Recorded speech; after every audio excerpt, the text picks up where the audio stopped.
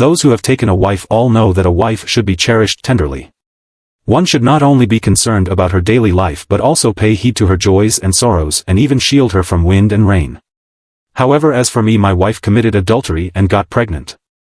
After my parents spread this matter, the newly appointed village head took the opportunity to make an issue of it and led people to seize my wife. In front of everyone at the village entrance they brutally cut open her belly, and subsequently a series of eerie things ensued. Fengxia, my nominal wife. Beneath this seemingly intimate relationship in private, we are like two parallel lines that never intersect, having no connection at all. She seemingly loathes me to the extreme. As for the reason, she has never revealed it, nor have I ever inquired. After all, I also have no special feelings for her. All of this is merely in compliance with the orders of parents and the words of matchmakers. Such a stalemated life didn't really make me feel disgusted. The days passed one by one, and in a blink of an eye it was June of this year. The sun in the dog days was so scorching that it seemed as if it could set people on fire.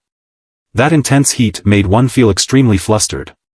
The sticky sweat all over my body made me feel extremely uncomfortable, as if every inch of my skin was protesting.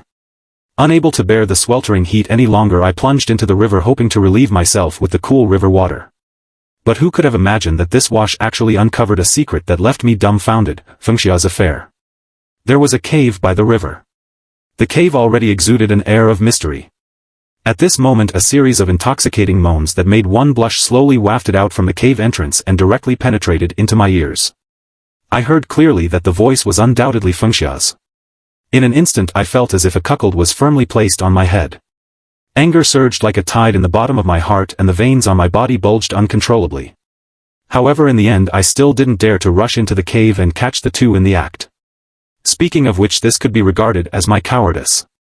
If delved deeper, it actually stemmed from the deep-seated inferiority in my heart. This inferiority can be traced back to a terrifying encounter I had in the forest when I was a child.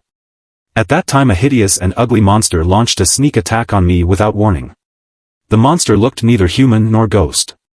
Now when I recall it, its face has become blurred, but the scene of it biting my lower body is like a brand deeply engraved in the depths of my memory, causing me great pain. Since then I have become a eunuch and lost my fertility. In this village, whether it is a man or a woman, if one is unable to have children, it is a great shame and is very likely to be mercilessly abandoned. Therefore I have always carefully concealed this secret. My parents don't know, and Fengxia is even more in the dark.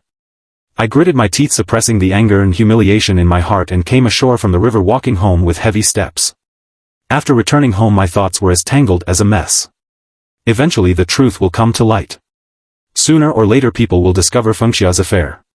In this village adultery is an unforgivable scandal. I started to wonder in my heart. If this matter is exposed, will it implicate me?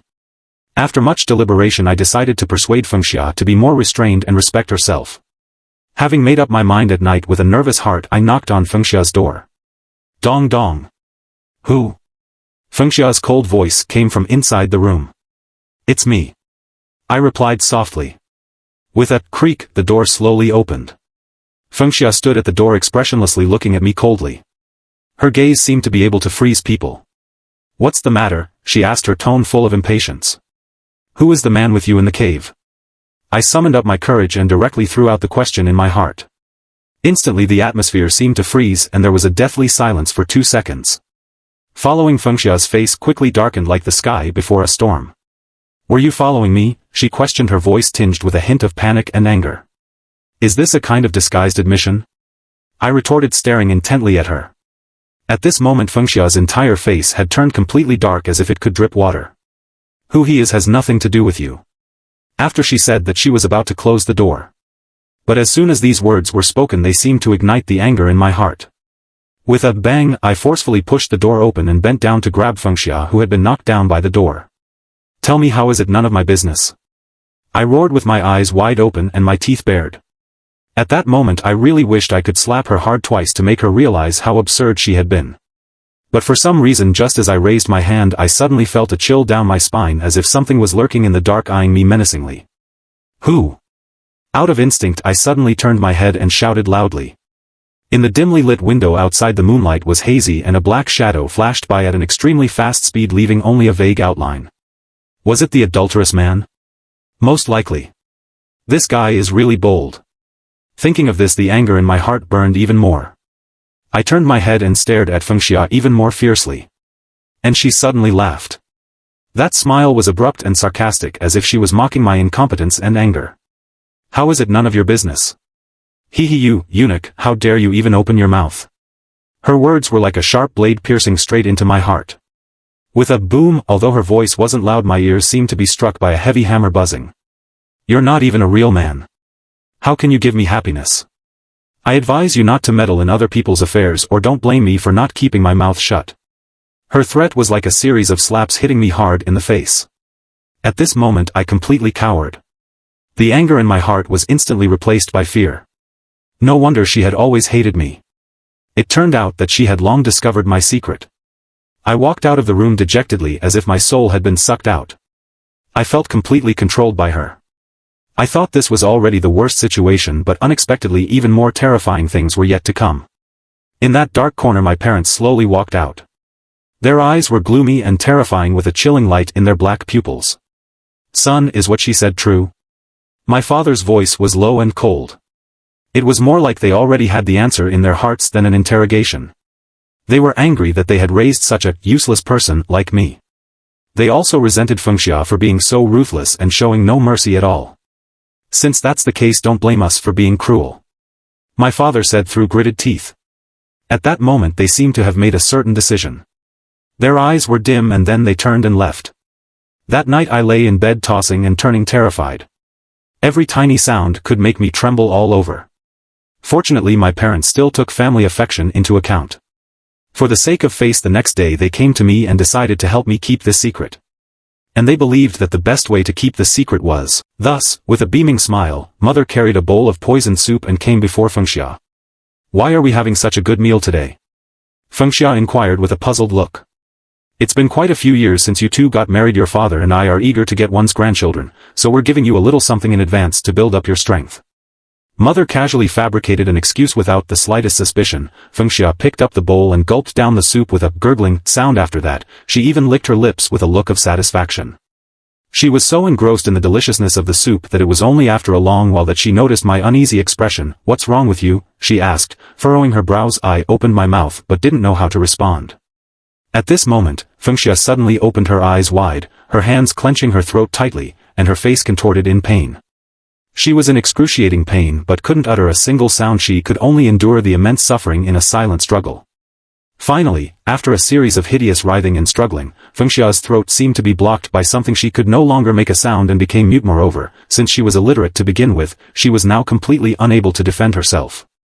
Bang! Boom! Realizing that she had been framed, Fengxia, with red eyes, went crazy and made a huge ruckus. She rushed towards me, and instinctively, I reached out and pushed her, causing her to fall to the ground.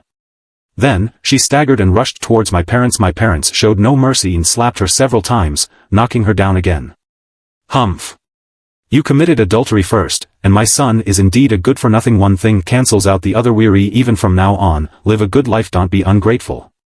My parents looked down at her condescendingly, with not a trace of pity in their eyes. Fengxia had lost her voice, and only from her expressions and body movements could one see her hysteria. She was filled with unwillingness, standing up stubbornly time and time again, only to be slapped down mercilessly again and again until the skin on her cheek separated from the flesh, and blood flowed gurgling down her cheeks. Her appearance became extremely tragic and terrifying. From then on, Fengxia became much more docile. However, I always had a premonition that this woman would never give up. She would definitely look for an opportunity to take revenge. But what earth-shattering revenge could a frail and mute woman possibly carry out? With this question in mind, the days passed by one in the blink of an eye. The cold 12th lunar month arrived. When I saw Fengxia's slightly bulging belly, my heart jolted, and my eyelids twitched uncontrollably. Almost without hesitation, I decided to let Fengxia escape quickly. I asked myself that I wasn't a completely heartless person. I didn't know what terrible things my parents would do to Fengxia if they learned of this matter. Light snow was floating down in profusion, and the cold night enveloped the entire village. I hastily prepared a roll of quilt, a few taels of broken silver, and a little rice bran. This was the best I could do to ensure Fengxia's safety.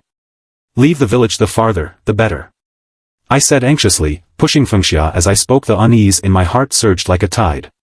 Fortunately, my parents weren't awakened. After my continuous persuasion, Fengxia's stubbornness finally softened a bit, and she slowly took steps towards the distance. The darkness gradually swallowed her figure. Just as her figure was about to disappear from my sight, Fengxia suddenly turned around and started walking backwards. She was eerily quiet. I couldn't see her expression clearly, but I could vaguely sense that she seemed to be smiling. "What are you doing?" Just then, Mother's voice suddenly came from behind, startling me so much that I shuddered. "I can't sleep." I stammered. I was never good at lying, and now I was extremely nervous. Mother stared at me intently, the suspicion in her eyes growing deeper and deeper. Suddenly, her eyes lit up as if she had thought of something. She quickly walked into the house and soon discovered that Fengxia was gone. "Where has that slut gone?" Mother's face immediately darkened, and her gaze turned as vicious as a snake's. She knew this matter must be related to me, but I clenched my teeth and refused to say a word. Helplessly, Mother issued a fierce warning. "That slut is not a kind person. Don't shoot yourself in the foot." I was full of disdain for Mother's words and snorted. Since the person had already run away, what serious consequences could there be? I thought naively, but reality soon gave me a hard slap in the face. Late at night, the originally deathly silent village suddenly became lively. A series of rapid bang bang bang knocks on the door woke me up from my sleep. Then, the villagers' teasing voices came from the door. "Old Zhao, congratulations. Your daughter-in-law is pregnant." Pregnant? When I heard this, I was so shocked that I sat up straight in bed, my mind in chaos. How could he know? Without time to think, I hastily got up and ran out of the house. Then, I saw Fengxia surrounded by the villagers. Indeed, she hadn't run away at all. Moreover, she lifted up her belly, with a coquettish and profound smile on her face, as if that smile concealed countless secrets. She flaunted her masterpiece to everyone without restraint, completely unaware that my parents, on the periphery, had murderous intent in their eyes that was almost tangible. The lanterns in every household in the village were flickering with faint candlelight. This was a village custom. Whenever a new life was about to be born, a celebration would be held. Apparently, that night, Fengxia became the most eye-catching person in the entire village. I was extremely puzzled. I really couldn't understand what she was trying to achieve. She could have run away with the child and led a peaceful life. Why did she have to come back and shame our family?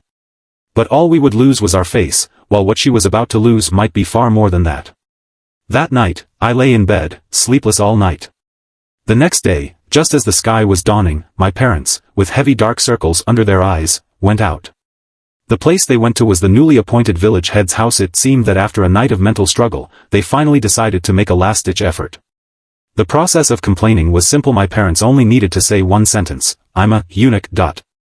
This sentence was like a boulder thrown into a calm lake, instantly setting off thousands of waves. The news spread throughout the village at an astonishing speed. The villagers were first stunned, their eyes almost popping out. After coming to their senses, they all put on a face of extreme hatred. Fengxia had fooled them. They felt deceived, and the anger in their hearts burned fiercely. Coupled with the previous rumors of her adultery, at this moment, they wished they could devour Fengxia alive. And the newly appointed village head, in this turmoil, keenly sensed a good opportunity to establish his authority. So, without hesitation, he firmly grasped this opportunity and ordered several strong men to bring Fengxia over menacingly. Marriage is a serious matter. How can it be trifled with? "Fengxia, do you know your crime?" The village head stood in front of Fengxia, putting on an air of being old and experienced, and asked loudly.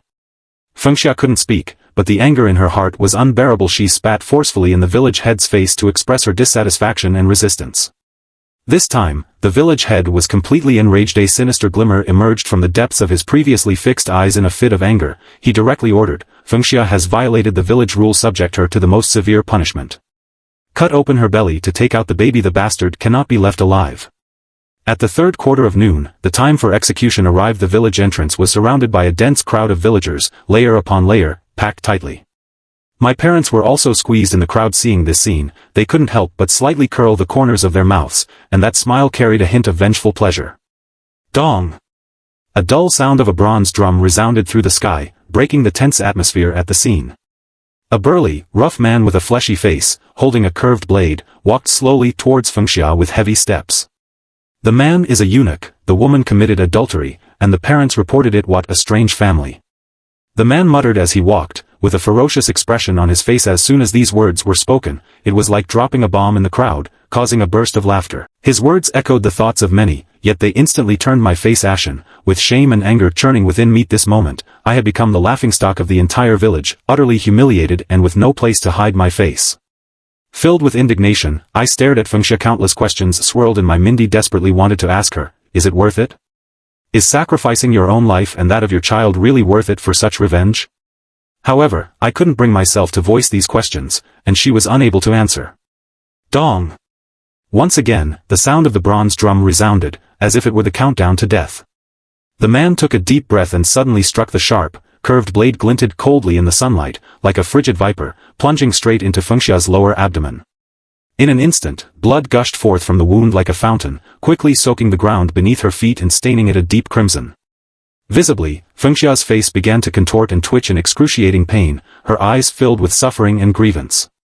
But the man showed no sign of stopping grinning widely, his face bore an expression of extreme excitement, as if he were engaged in a cruel game. He forcefully pushed the blade, making a small incision in Fengxia's lower abdomen. Subsequently, he withdrew the blade and suddenly thrust his large hand into the bloody wound.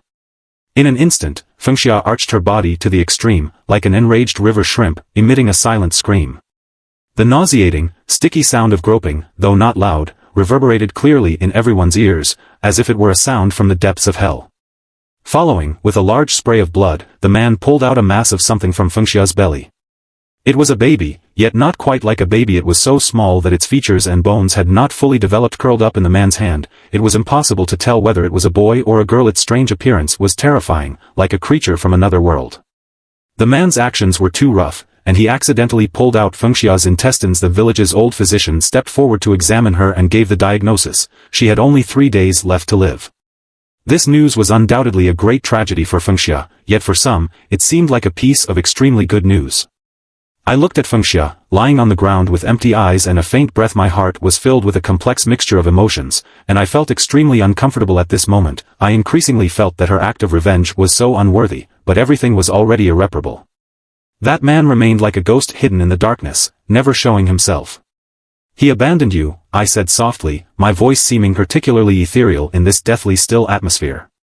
Fengxia tightly held the lifeless mass of flesh, her head bowed, silent, as if the entire world had nothing to do with her.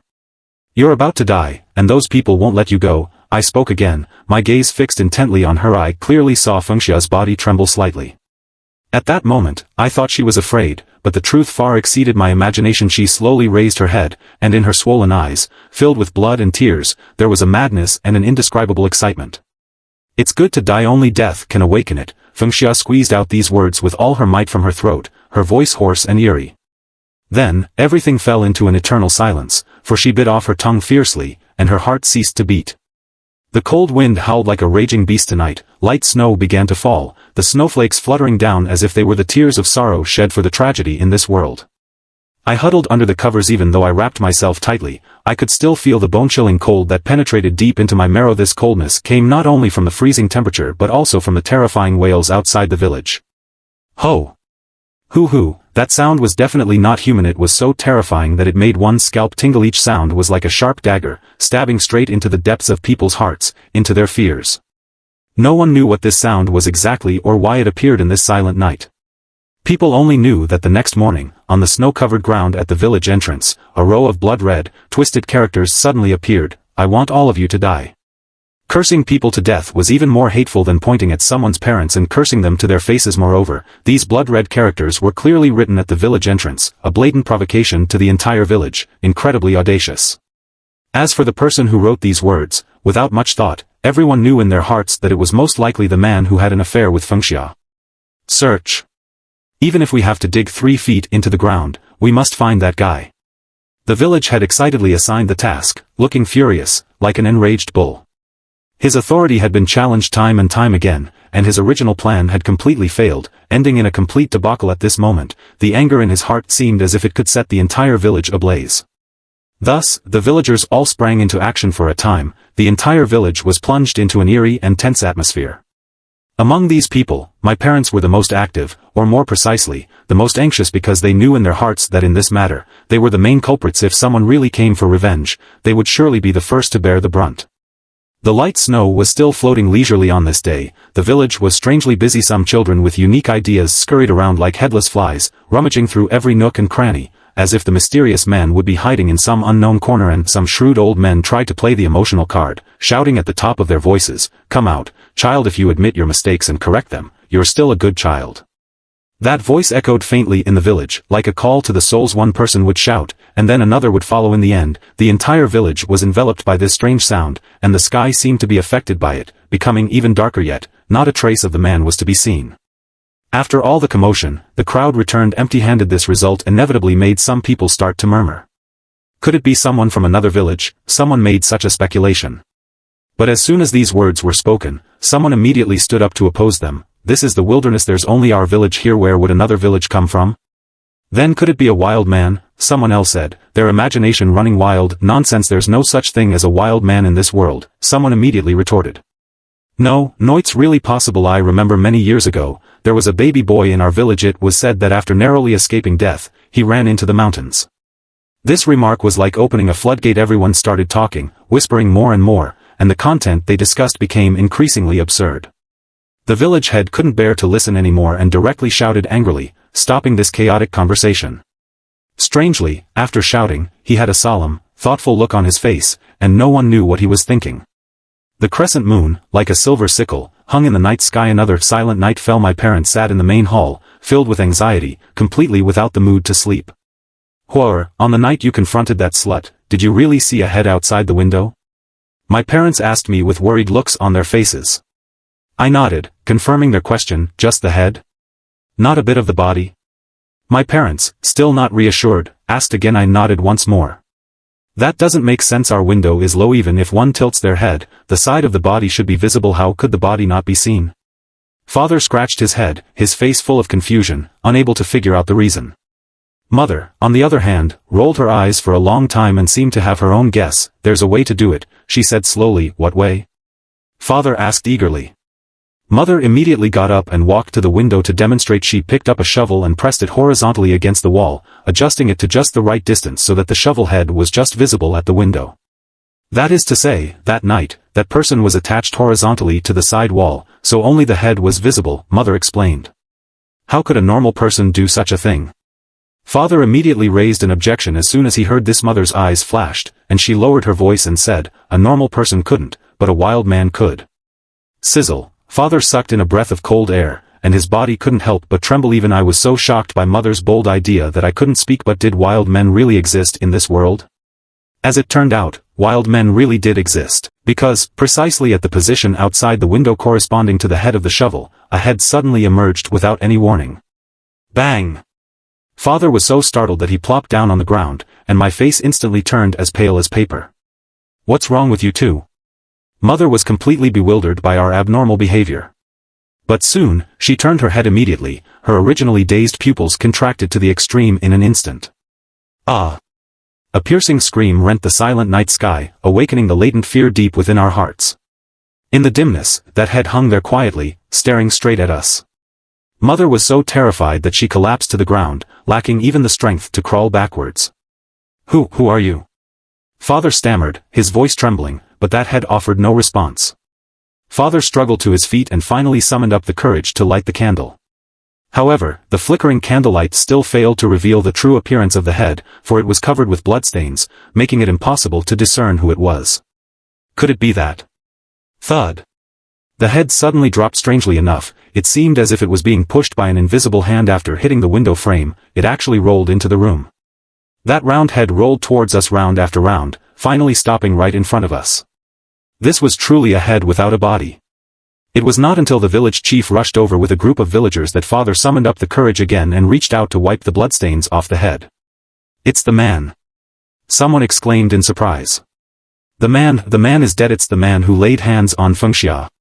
He's dead. Everyone was filled with great horror at that moment. They seemed to have a vague inkling of something, but it was still not clear enough. It was not until everyone reached the entrance of the village and saw the headless body of the man beside the twisted blood-red characters. The body was disemboweled, with the intestines strewn all over the ground, a truly appalling sight. Only then did they fully come to their senses. This was no mere curse, it was clearly a menacing act of revenge, and a revenge that was truly life-threatening. That bloody scene, like a nightmare, was deeply engraved in the hearts of everyone present, sending shivers down their spines. Only then did they realize that they had gotten themselves into serious trouble. Quickly report to the yamen. Someone shouted anxiously. No way. At this moment, the village chief, with a solemn face, refused firmly while trying to maintain his composure. In fact, he was also extremely panicked inside. He had just taken office and hadn't achieved much in terms of performance, and now there was a human life involved. Once they reported to the authorities, it would be almost impossible for him, as the village chief, to move up the ranks. He's just one person, while we're an entire village. What are we afraid of him for? The village chief tried to rally the crowd and boost his own courage. From today onwards, everyone should stick together when you see a strange face, don't care about anything else, just capture the person first. After saying that, he seemed to think of something else and continued, if you encounter an unfamiliar wild creature, stay away from it immediately and come to inform me right away.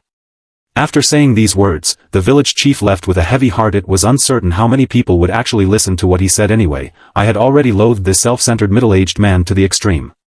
So, taking advantage of the fact that there was no one around, I quietly slipped out of the village. I was going to report to the authorities in the county town at the foot of the mountain. Perhaps if I acted quickly, I could save a few more lives because, judging from the current situation, no matter who that mysterious person was, he was definitely not someone that the ordinary villagers in the village could contend with.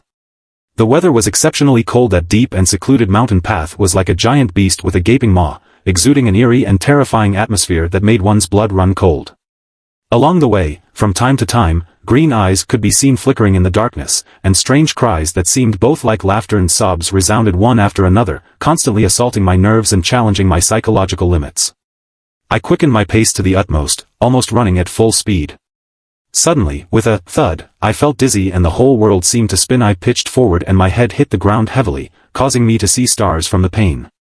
I struggled to get up from the ground, holding my dazed head. When I focused my eyes, I realized that something had tripped me up. Upon closer inspection, I found that what had tripped me was actually a newly built grave mound. This grave mound was not large and was rather unremarkable, just like a casually piled up small heap of soil. But when I clearly saw the inscriptions on the wooden stele, I froze in place, no longer able to remain calm. In the wooden stele were engraved the words, "The tomb of my younger sister Fengxia." How could Fengxia's tomb be here? Moreover, the villagers in the village hated Fengxia to the core and would never have erected a tomb for her. That is to say, this tomb was made by that mysterious person. Could this be his lair? Could he be nearby at this moment? Hoo, that faint and indistinct wailing sound drifted over from somewhere, as if an invisible hand had tightly grasped my heart, causing my body to tense up instantly. Without the slightest hesitation, I took to my heels and ran. My heart was pounding wildly in my chest, as if it were about to burst out. I exerted all my strength and ran for my life, my heart in my throat. I thought I had run fast enough and had run a long way. It was not until I could no longer hold on that I plopped down on the ground and gasped for breath. I was burning with fever all over, yet my cheeks were ice cold, for a cold, furry paw slowly emerged from behind me and gently caressed my cheek, its movements so gentle that it seemed as if it were afraid of hurting me. Brother. The pronunciation was so awkward that it was beyond description. In my extreme fear, I instinctively understood it to mean this. There was no time to make a judgment. My body uncontrollably began to tremble violently. I don't know where I got the strength from, but I instantly stood up and started running like crazy again, not daring to look back. At all this time, I truly gave it my all. For 2 days and 2 nights, no one knew how much psychological shadow I had experienced and how much fear I had endured during this long process of fleeing. Dong dong dong.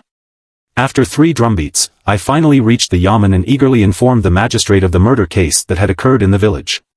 Qin Chuan, take some men and go there to conduct a thorough investigation. The magistrate gave a decisive order. A man with a noble appearance and a stern expression came up to Meihe. Was Qin Chuan.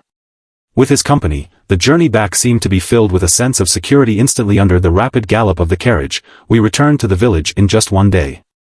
When the villagers saw me coming back with the officials from the yamen, they were visibly excited, as if they had seen their saviors. But little did they know that during these days, they had been in a state of constant anxiety. While I scorned their hypocrisy, they wanted to report to the authorities to solve the crisis, yet they didn't want to offend the village chief. They were all a bunch of self-centered and crafty old foxes. You unfilial son. What you've done will get our family expelled from the village.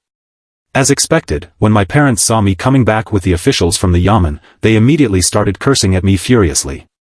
I had been prepared for this and didn't take their words to heart at all. Where is the village chief? Qin Chuan swept his indifferent gaze around the crowd and asked in a sonorous voice. Before starting the investigation, he wanted to convict the village chief who had known about the case but failed to report it. Led me there. Qin Chuan looked at me when no one responded. Ignoring the murderous glances from my parents, I led Qin Chuan towards the village chief's house. Creak dash, I pushed open the door of the village chief's house. The room was deathly silent, filled with an unknown stench that made one feel nauseous. Village chief, stop hiding, come out, I called out calmly. However, there was still no movement in the room. Seeing this, I was about to step into the room when Qin Chuan stopped me with a firm grip. Don't go in, he said with a solemn expression. What's wrong? I asked in confusion. The person is already dead. First, preserve the crime scene, Qin Chuan replied calmly. Qin Chuan had a rigorous way of handling cases. Regarding the stories I told him about wild men and monsters, he just listened quietly without easily believing, because he deeply understood that hearsay is untrustworthy and seeing is believing. He only believed in the evidence he saw with his own eyes. The village chief's body was carefully carried out by several imperial envoys. The body was covered with speckles, which were livor mortis. It seemed that the village chief had been dead for some time. Looking at his wounds, they were exactly the same as those of the man before. Both were disemboweled, and the modus operandi was identical. Apparently, it was the work of the same person. Excluding me, who had an alibi, everyone in the village was a suspect. Tell those villagers to go back home obediently. I will interrogate them one by one. Qin Chuan gave a decisive order, and the imperial envoys immediately carried it out. The interrogation lasted for the whole afternoon. Finally, it was my family's turn. My parents, being crafty, tried to get away with it with their petty tricks, but those little tricks of theirs were nothing in front of the experienced Qin Chuan. Say what you know. I am saying this for the last time. Unlike the village chief's feeble scolding, Qin Chuan's voice was and powerful, sending chills down one's spine. Under the intense pressure, my parents' faces turned red, and they had to confess the frame up of Fengxia.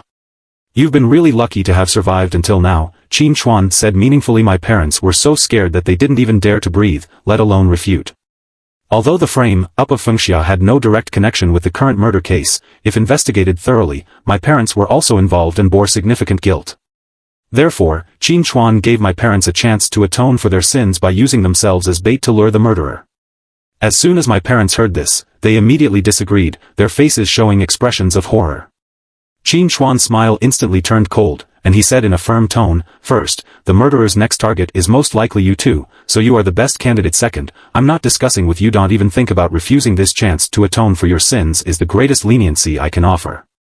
These two sentences were said resolutely and clearly. My parents' faces turned extremely ugly, as if they had eaten bitter herbs. They were miserable but had no choice but to grit their teeth and agree. The bait was ready, and the layout was complete. Next, it was time to quietly wait for the big fish to take the bait. The crescent moon hung high in the sky, casting a bright light, as if draping the entire village in a layer of silver gauze. Tonight should have been a peaceful and beautiful night, but the village was filled with a tense and oppressive atmosphere, like the calm before a storm. Under the old pagoda tree in the center of the village, my parents had their hands, feet, and mouths tightly bound. They couldn't move and could only wait in fear for the unknown death to come. In various corners in the distance, many people were lying in ambush, holding their breath, waiting for the appearance of the mysterious murderer. As an imperial envoy, Qin Chuan, together with me and some strong men, set up this trap. Those men scratched their heads in confusion and said, "This bait is too obvious. As long as one is not blind, they will definitely see through it at a glance." Hearing this, the corners of Qin Chuan's mouth curled up slightly, showing a meaningful smile. Then he slowly explained, "For someone who has lost everything, the only meaning of living is to seek revenge, so nothing can attract him more than putting the prime culprits right in front of him. He must desire to kill with his own hands more than death itself." Many people were confused and looked blank after hearing Qin Chuan's words. However, at this moment, a black shadow suddenly appeared in everyone's sight, running at a very fast speed towards the direction where my parents were.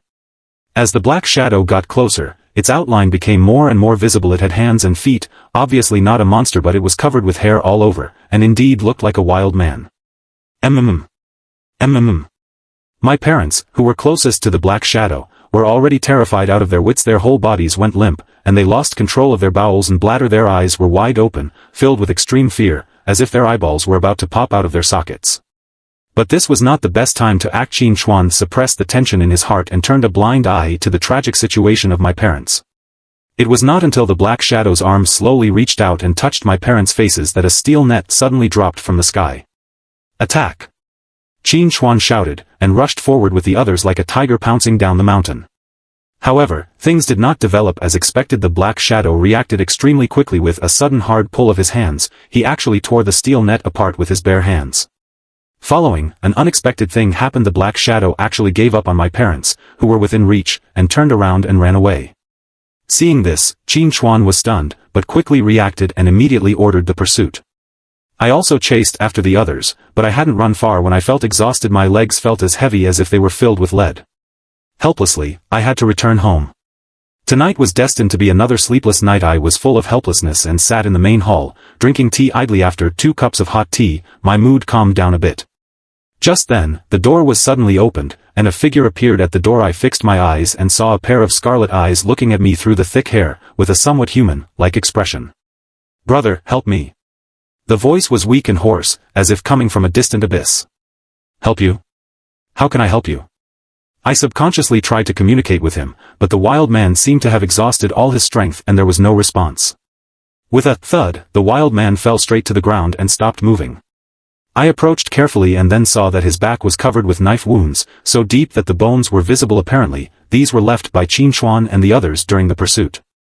With such serious injuries, it was a miracle that he had survived until now. Presumably, due to the severity of the injuries, he fainted.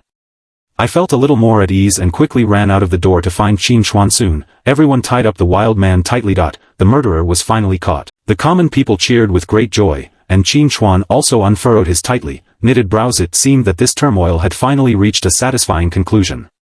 Next came the trial. It was thought that everything would proceed smoothly, but unexpectedly, the trial process was fraught with difficulties. After the wild man woke up, he was extremely agitated. Besides continuous roars and growls, he couldn't utter a single intelligible word. Qin Chuan was in a dilemma. After much deliberation, he decided to detain him back to the yamen first and consider the matter further. However, while Qin Chuan wanted the wild man to live a little longer to find out the truth, there were some people who couldn't wait for him to die immediately. As the sky gradually darkened and turned gloomy, my parents, holding sharp knives, quietly left the house.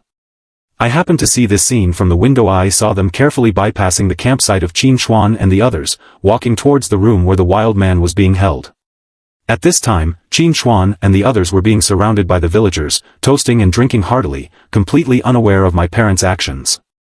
Seeing this, my heart tightened, and I had the intention to remind Qin Chuan, but halfway there, I was blocked by my parents. "Mind your own business," Mother warned me coldly, with a hint of ferocity in her eyes. I completely ignored them and walked past them as if they weren't there. I thought to myself, what could they do to me? I was their son. How could they bear to lay a hand on me? I simply couldn't believe it unless I wasn't their biological child. Just then, the faint conversation between my parents reached my ears. "This kid is going to ruin things. What should we do?" Father said in a low voice. "Humph. What else can we do? Kill him together." Mother replied viciously. "Okay," Father agreed. Hearing this, I could hardly believe my ears and turned around in shock. However, before I could react, a sharp pain suddenly surged from all parts of my body, and my consciousness gradually dissipated. Was I dead? No, I was still alive, but someone had died. When I slowly opened my eyes, I saw Qin Chuan with a stern face. "What happened?" I asked weakly. "Your parents were going to kill the wild man. I couldn't stop them," Qin Chuan said first. My heart tightened, and I replied anxiously, "Then what are we waiting for? Hurry up and save him." But Qin Chuan remained unmoved, with a hint of complexity in his eyes. Following, 3 corpses were carried over. They were my parents and the wild man. They were all dead. My parents' death was the same as that of the previous victims, their bellies cut open, while the wild man had his throat pierced by a knife and died on the spot. They perished together. Was this the so-called retribution? My heart was filled with mixed emotions, and I didn't know whether I should be sad or not. In a daze, I wanted to leave this sad place. "Wait a minute," Qin Chuan suddenly called me back. There was a hint of wickedness in his eyes, which made one's blood run cold. "What's wrong?" I asked in confusion. "The case isn't over yet," Qin Chuan said. "Aren't they all dead?" I asked in bewilderment. "Not all of them," Qin Chuan said meaningfully. "What do you mean?" I asked further. "You're not dead yet." Qin Chuan stared at me intently, as if he could see through me. I felt uncomfortable under his gaze, frowned, straightened my back, and walked up to him, asking, "Why should I die? May I ask why you should live?" Qin Chuan questioned. "I don't understand what you're babbling about," I said angrily. Hee, what I said is actually very easy to understand. I drank alcohol last night, which led to the death of 3 people. If this gets to the magistrate's ears, I'll be sentenced to death. And you went to report to the authorities secretly once, so I can't be sure that you'll be as obedient as those villagers and keep my secret. Therefore, you can't live. Qin Chuan didn't hide his thoughts at all, and his tone was full of arrogance and selfishness. Hearing Qin Chuan's words, a sense of desolation welled up in my heart. I never expected that, just as my younger brother had said, the people in the government couldn't be trusted. I had once naively believed that justice might be late, but it would never be absent. Ha. Thinking of this, I couldn't help but laugh wildly. "You're the first person I've ever seen who can still laugh when death is approaching," Qin Chuan said indifferently, and there was even a hint of admiration in his eyes. "You have character, I like it. Unfortunately, you have to die to serve as a warning to others, but I can give you a quick death." As Qin Chuan spoke, he motioned for 2 or 3 imperial envoys to surround me. Knowing that resistance was futile, I didn't struggle at all and let them take me out of the village. "Do you have any last words?" Qin Chuan asked. "Yes," I replied calmly. "Speak." Qin Chuan said. "I want to go to a place." I said. "Granted." Qin Chuan agreed to my request. The cold wind was biting, like a knife scraping against the face on the snow-covered ground. One footprint after another gradually emerged, stretching towards the cave by the lake. What's so great about a broken cave? Could there be something valuable hidden here? Qin Chuan's face showed a greedy look. Without waiting for my response, he ordered the imperial envoys to search around in the cave. However, after a thorough search, all they found were 2 tattered and ancient blood-red old quilts. They didn't find anything else. Seeing these 2 old quilts, my eyes instantly filled with tears. Those precious memories that had long been blurred came flooding back like a tide. I had never forgotten, and they had never blamed me either. I couldn't remember how long ago it was. I only remembered that it was also a cold winter. A couple was overjoyed to have a pair of fraternal twins. The whole family was immersed in happiness. The baby boy was me, and the baby girl was Fengxia. The couple was well off and deeply in love. They doted on us even more. The future life seemed to be full of infinite beauty. However, fate took a dramatic turn overnight. One night, a group of bandits broke into the village and set their sights on the couple's property. The couple fought back bravely. The bandits flew into a rage and drew their knives. In an instant, blood spattered, staining the swaddling clothes of Fengxia and me, who were hiding in the corner. Eventually, the couple unfortunately died. After the bandits succeeded, they began to clean up the scene, trying to cover up their crimes. The next day, old Zhao and his wife, who also had a baby recently, came to congratulate. They found Fengxia and me. Seeing that there was no one at home, they had a wicked idea. They thought that it was an unchanging rule for a son to inherit his father's business, so, without knowing the truth, they stole Fengxia and me. They planned to raise us and then seize the couple's property. To achieve this goal, they even cruelly threw their own child into the mountains. That child finally became a wild man. As I grew up and learned all this, I went to look for the wild man. The first time we met, due to fear and anger, he bit me, leaving me disabled. The second time, seeing him freezing in the mountains, I gave him our former swaddling clothes, which were these 2 blood-red old quilts, hoping to bring him a little warmth. He accepted them. In the situation of sharing the same fate, our feelings gradually deepened. Later, he fell in love with Fengxia. He took the cave as a house and these 2 old quilts as a gift to express his feelings to Fengxia. I readily agreed, looking forward to a beautiful future for them. But as the days passed, we never waited for the couple to return. Old Zhao and his wife lost patience to take revenge. They forced me to marry Fengxia. When the wild man learned about this, he was heart-broken and resolutely went down the mountain and entered the village. Fengxia and he embraced and wept. They accidentally overheard old Zhao's conversation and then understood their respective life experiences. At that moment, a disaster that I couldn't control broke out. I tried to stop them, telling them that someone would come to uphold justice. But they had been deceived by the people closest to them and no longer believed anyone. In the end, with a cry of "Brother," I was also involved in this dispute. After old Zhao and his wife killed the seriously injured wild man, I completely lost my mind and killed them with my own hands, putting an end to all the hatred. However, this didn't seem to be the real end because Qin Chuan suddenly said, "The style of these quilts, I feel like I've seen them somewhere before." This sentence was like a bolt from the blue, making my soul tremble. "Where have you seen them?" I asked, trembling. "I can't remember clearly. Let me think. It seems to be in a couple's house?" I asked. "Yes." Qin Chuan replied. "Were that couple very rich?" I continued to ask. "Yes, extremely wealthy." Qin Chuan said. "Are you sure you cleaned up everything before you left?" I asked. "Of course," Qin Chuan affirmed. "No, you didn't clean up completely. You missed 2 babies, I said coldly. "How is that possible?" "Wait. How do you know?" Qin Chuan looked as if he had seen a ghost. In fact, at this moment, I was indeed as crazy as a ghost. It turned out that it wasn't that justice was late, but that some people, for their own self-interest, wantonly defiled the word justice. Ha ha, since that's the case, then let me be the first to restore its true meaning. Amidst crazy laughter, I tried my best to break free from the ropes and rushed towards Qin Chuan without hesitation.